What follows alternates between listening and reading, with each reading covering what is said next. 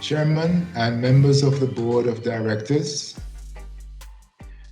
principal, teachers and staff, honored guests, class of 2021, ladies and gentlemen, good evening.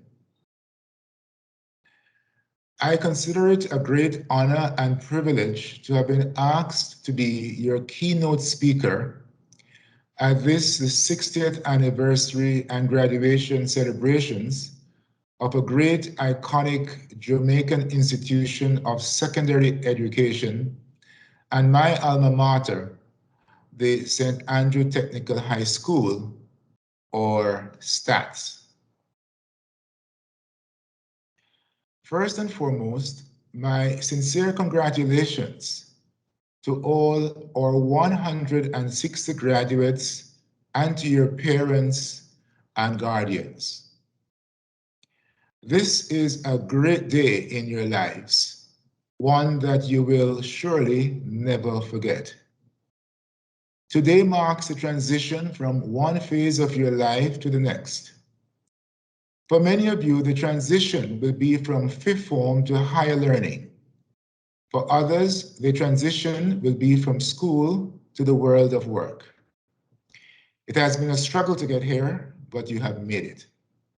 To borrow from Nesbeth, look at you now.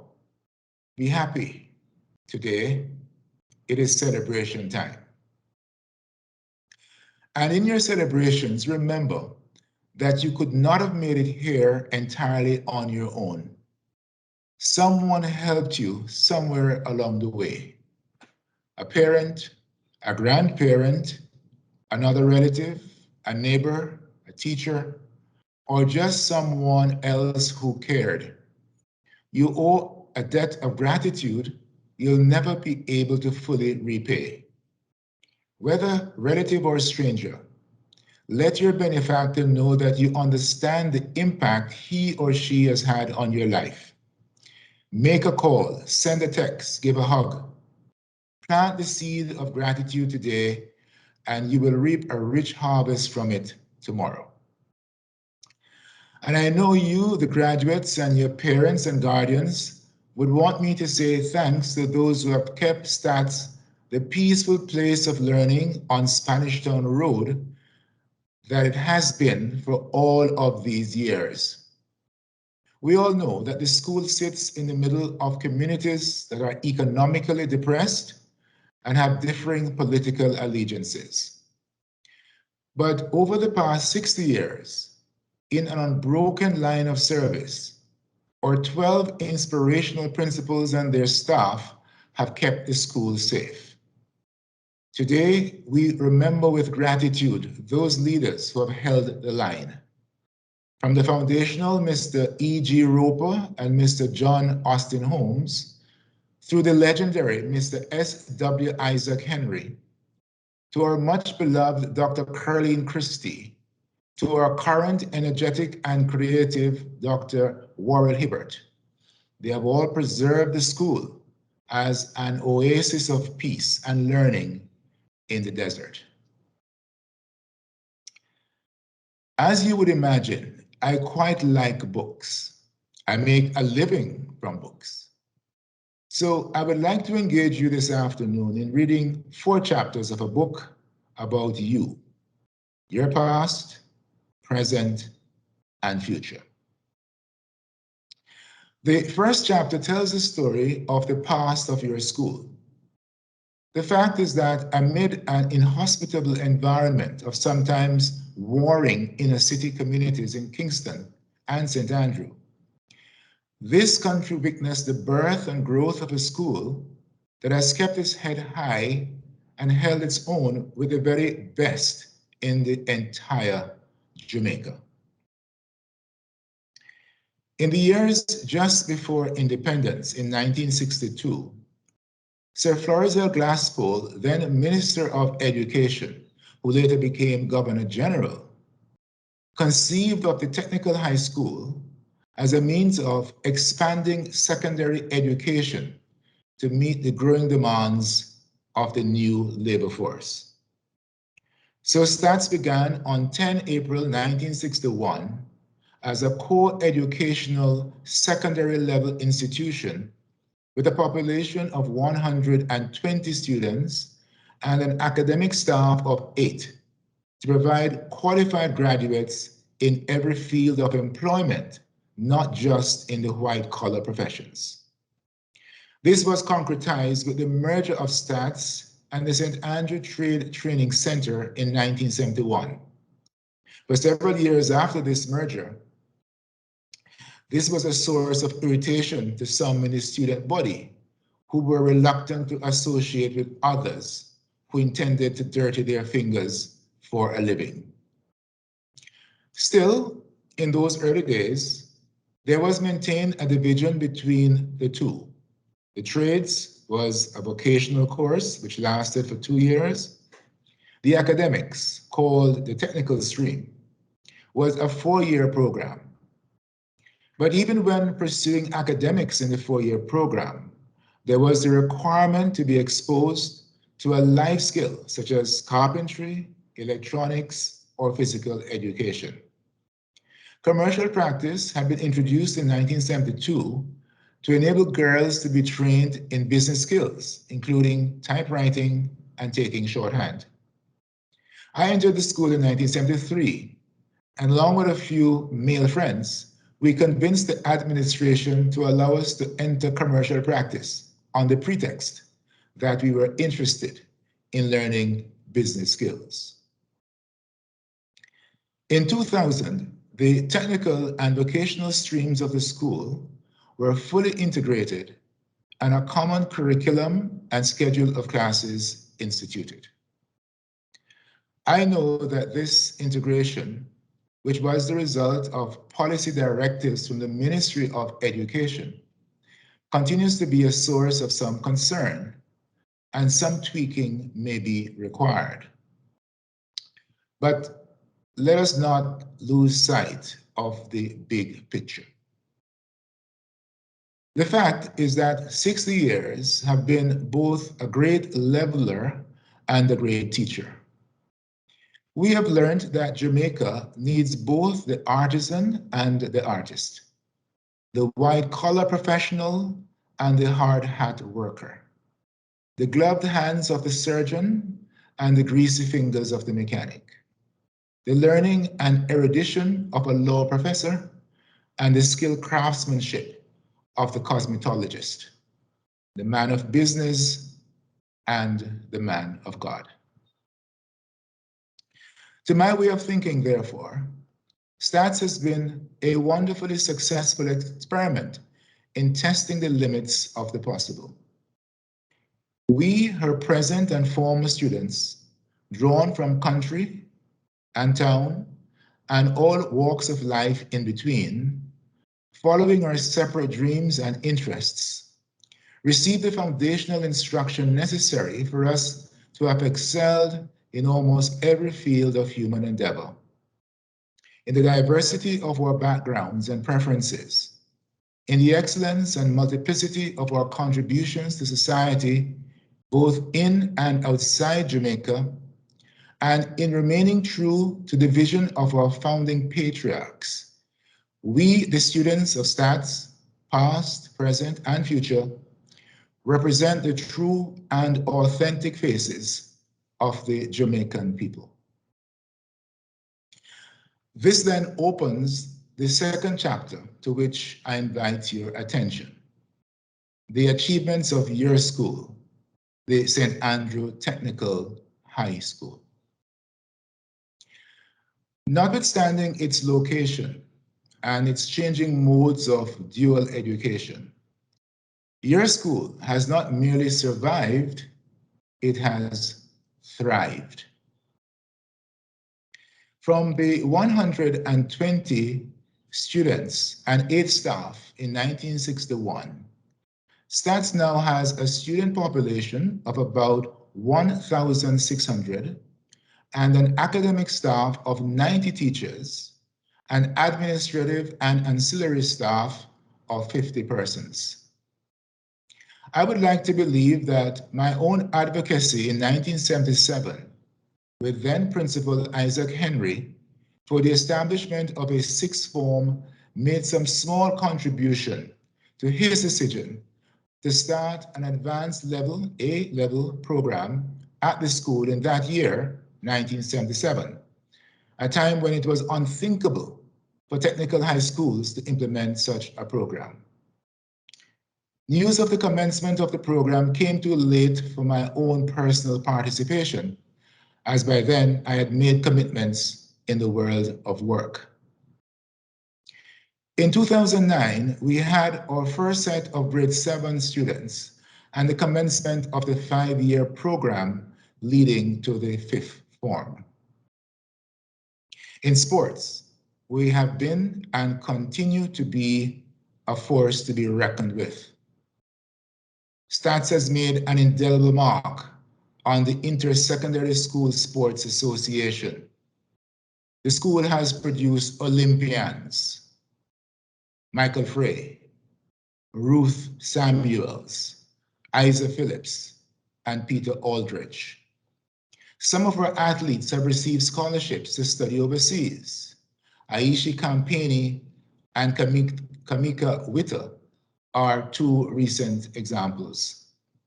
And as you may, Aisha was the champion girl for the 2015 Boys and Girls Athletics Championships. We have made a profound impact on the world of cricket. The school won the Sunlight Cricket Cup for cricketing supremacy in 1969. We produced many cricketers who went on to make it onto the Jamaican national team. Terence Cork, Anthony Campbell, and Hilton Gordon, who also played for the West Indies young cricketers. But by far, our most controversial and colorful cricketer was the world-class, incredibly talented all-rounder Richard Austin, who played for Jamaica and the West Indies senior team. Austin was controversial because he went on the rebel West Indies cricket tour of apartheid South Africa in 1982 to 83. He was colorful because of the antics to which he sometimes resorted to avoid the long arm of the law. The story is told that during a Shell Shield match against Guyana, the police arrived at Sabina Park to arrest Austin for having caused a domestic disturbance. His side won the toss, and Austin was opening the batting when the police came. So the police said, look, the moment he gets out, we will take him away. But he batted and batted because he knew the police were after him. He batted straight to lunch, he batted after lunch, and he made 118. Eventually, the policemen left. We have excelled in football. In 1987, we won the coveted Manning Cup and Oliver Shield. Silvera Castro, a past student and former chairman of the Board of Governors, recalls that Isaac Henry resorted to a rather unusual strategy to ensure success. Recognizing that his students had the potential to win, he came up with a plan to lock down the boys in the school for the entire holiday so they would be away from the girls because girls love stars, so they were planning for the boys. Not so fast, said the principal. I too have plans for them. So for the entire July, August, and September, he kept them away from the girls. He understood the exuberance of youth and was willing to work with them. The end result of this was that Excelsior lost the Manning Cup to STATHS, 6 goals to 1. That was a historic moment. In recent times, we have come close to again lifting the crown. In 2018, we reached the semifinals where we lost to Kingston College. But the real heartbreak came in 2017 and 2019 when we reached the finals only to lose on both occasions and penalties, and on both occasions to Jamaica College. That place on Old Hope Road continues to be our nemesis, but we shall yet prevail. We glory in the achievements of our outstanding footballers, like Judine White, presently playing for the national senior team. Then there is the impact of the school on culture. Creative dancing has been a staple for many years. We have produced many international reggae and dance hall artists: Sanchez, Warrior King, Jai Kingston, Hawkeye, Alozaid, Turbulence, and Luton Fire, to name a few. And in comedy, there is our own legendary actor, the incomparable Valier Maffey Johnson, a titan of the Jamaican theatre for 50 years, who passed away just 3 weeks ago. We convey our sincere condolences to his family, friends, and many fans. Many STATS alumni are to be found in the world of business and entrepreneurship, where they make an outstanding contribution to Jamaica. In the engineering companies, we find Barrington Chavez and Michael Boyd. Hardware operator contractor, Owen Lewin. Pharmacy and shopping companies, Sybil Jones and David Jamieson. Sports stores, Casca Jones. Other alumni dedicate much of their time to support the school. Peter Chambers in New York comes readily to mind. STATS has also made a consequential contribution to the traditional professions. Some of our outstanding academic achievers include Vernon Lawrence, Stanford Moore, Percy Duval, Cordell Samuels, Desmond Baker, and Dr. Wayne Leslie, now CXC Registrar in Barbados. The school has produced several medical doctors. The physician who most closely associates with the school is my own classmate, Dr. Lorenzo Gordon. And there have been many lawyers. One of those lawyers is your guest speaker this afternoon. I was born and grew up in rural St. Anne. My grandmother parented me. There were another 13 or so uncles, aunts, siblings, and other relatives in the house. We had no electricity. We had no running water. Domino's was the village entertainment. So it was the classic case of country comes to town when I was caught like a deer in the headlights between living in Augustown and taking the JOS bus and later cycling to STATS. I imagined I could one day be a lawyer who made a difference, and I clung tenaciously to that dream in the face of great odds. My imagined future bore me through 4 years of STATS, 2 years of work and private study, 8 years of university education and professional training, and 22 years of teaching law, and then gently deposited me on lush green lawns of King's House on 15 June 2010, a bright and breezy Tuesday morning. I remember being amazed that there were so many people, some famous, in my dreams that day: a leader of the opposition, a prime minister, and a governor general. I now invite His Excellency, the Most Honorable Sir Patrick Allen, member of the Order of the Nation, Honorable Bruce Golding, Prime Minister of Jamaica, Ministers of Government, President of the Senate and Speaker of the House of Representatives, the Most Honorable Portia Simpson Miller, Leader of the Opposition, Your Ladyship, the Chief Justice of Jamaica, Your Lordship, President of the Court of Appeal, Your Excellency, Edwin Carrington, Secretary General of the Caribbean Community, Right Honorable Michael de la Bastide, President of the Caribbean Court of Justice, and Mrs. de la Bastide, Your Excellencies of the Diplomatic Corps, Honorable members of the Privy Council, judges of the Court of Appeal and Supreme Court, the Right Reverend Dr.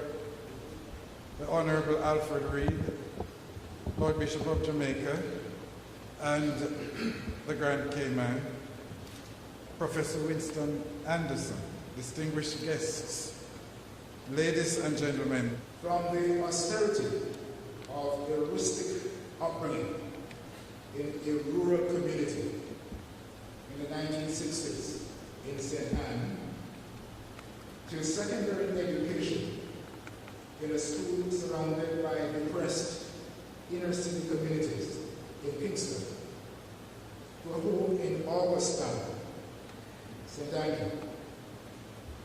My journey to this moment has been made possible only by the love and support of many who held lamps to my feet so that I would not walk in darkness.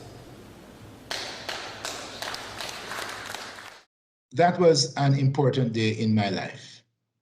But shall I share a secret? Sometimes I think I'm still imagining. Shy country boy comes to town, dreaming in the classrooms and the playing fields of STATHS. Sometimes it is as if you are in my dream, my impossible dream. I am so proud to have spent a part of my life in a place capable of producing all of these people and personalities from the world of sports, culture, business, education, medicine, and law. I am proud to be one of those who have shared with you a diverse classroom, the rough and tumble of the cricket and football fields, the morning assembly, the maturation of boys and girls into young men and women. The grounds of STATHS have been hollowed as a place where our life experiences were allowed to come to expression and where we found our place and our voice in the world. And at 64 Spanish Town Road, we have learned lessons of lifelong significance. The commingling of diverse backgrounds within the curtilage of a school in a tough neighborhood has enriched our capacity to first imagine and then create our individual and collective future. We have learned that to acknowledge and revel in our common humanity is no prison for our individual dreams, and that our imagination is the only limitation on our capacity to manifest our desires and our wishes. Chapter 3, Honor, Diligence, Service. There are many frameworks for discussing success and many books that teach these frameworks. But the motto of our school is as good as any other: honor, diligence, service. Honor. Do you know that there are over 2,600 synonyms for the word honor? A lot. But I would like to focus on just two: respect and integrity. In Jamaica, we are accustomed to giving respect to persons who we perceive as having achieved something outstanding. That is fine. But always remember that respect is also due to the elders among us, those who have achieved wisdom by their length of years. Few things irritate me more than to see young people not giving the deference due to their elders, whether by giving up a seat in a crowded bus, or helping a senior citizen across a busy road, or listening attentively to the advice given by the older person. It seems a long way off, perhaps, but you too will one day be a senior citizen, and you will probably reap then the harvest of the seeds you sow now. And while we are at it, respect and dignity are also due to all persons, because we are all children of the same God. Never treat people merely as a means to an end. The other aspect of honor is integrity. This gets at the character trait of honesty, straightforwardness, moral values. To have integrity means to do the right thing even when no one is watching. It means to choose right over wrong.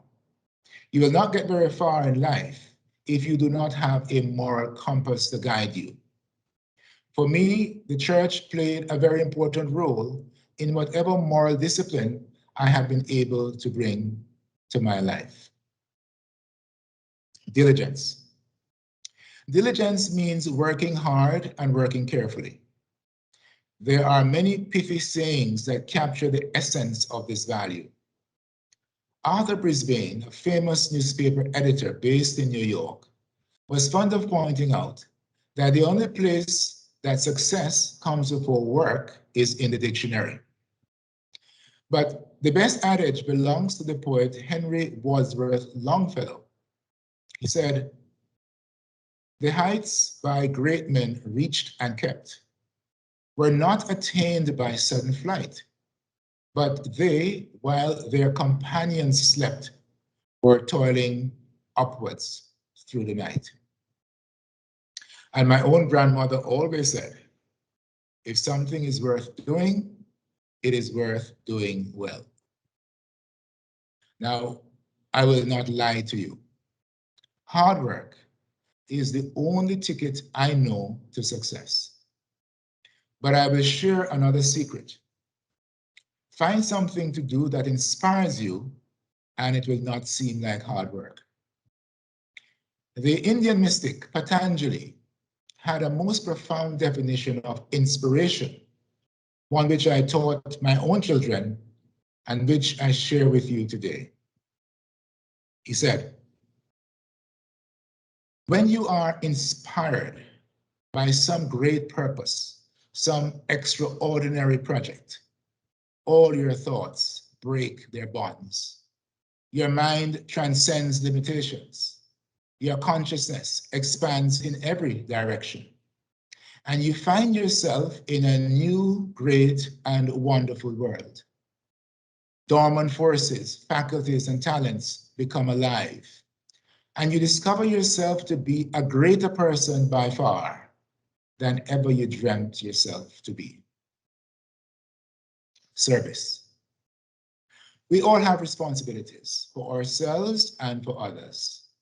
We need an income to satisfy those responsibilities, which means that we must get a job or create our own employment. That is fine. But the school motto invites us to consider another aspect of service, especially service above salary and service above self. And one aspect of service is giving back. When you have attained a great height and have accumulated the resources, remember to give back.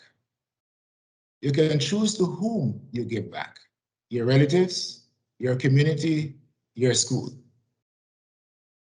In my own case, on this very special day, I am pleased to announce that the principal, Dr. Hibbert, has agreed to present a proposal for the establishment of the Justice Anderson STATHS Scholarship, JAS, to assist deserving and outstanding students. I will also make available to every one of our graduates a copy of As a Man Thinketh by James Allen. Chapter 4, the future. So we are finally at chapter 4, the future. This is necessarily a blank chapter to be written by you in your own words, in your own future life experiences. I give you just 3 lines of advice. 1, Never be ashamed of the circumstances of your location or your upbringing. Circumstances do not make a man, they only reveal him to himself. Your circumstances do not define you. You are only limited by your imagination and your dreams. 2, bloom wherever you are planted. Dreams are important, but in the end, it matters less what we do and more how we do it. Engage in the world with honor, diligence, and service. And rest assured, the world will return these values and qualities to you in good measure, pressed down and shaken together and running over. 3, develop and maintain a curiosity about life. There are more things in heaven and earth than have been dreamt of in STATHS or in any university. The very nature of reality is now under study. This may not mean a great deal to you now, but it will. It is a road I am presently traveling, and I hope one day to see one or two of you as fellow travelers. You are the heirs to a rich and outstanding legacy. Today, you start the journey of adding to that inheritance for others to come after you. Walk good. And again, congratulations.